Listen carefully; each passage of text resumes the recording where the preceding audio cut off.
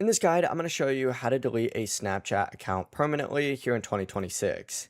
Before we get into this guide, make sure to like the video and subscribe to the channel with all notifications on. It really does help with the channel and it lets us know that you want more content like this. We'd greatly appreciate it. And if at any point throughout this guide you did have any questions, just ask them down in the comment section below and we could help you out further. I'm going to be doing my best to reply to every single comment down there. Begin by opening up Snapchat, and before you do delete your account, remember that you may lose all of your Snapchat data, including memories. So if you want to keep anything, make sure you download or request a copy of your Snapchat data first. But from here, tap your Bitmoji or profile icon up in the top left corner. This will open up your Snapchat profile. You then need to tap the gear icon up in the top right to open up your settings. Scroll down in the My Account settings and select Delete Account at the very end. So I'm going to redirect you to a page that looks like this, where you need to type in your username and your password.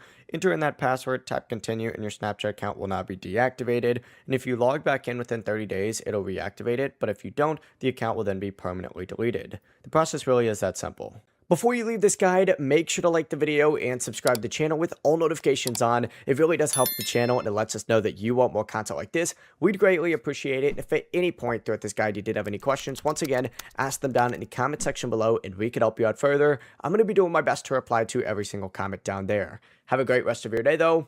Peace.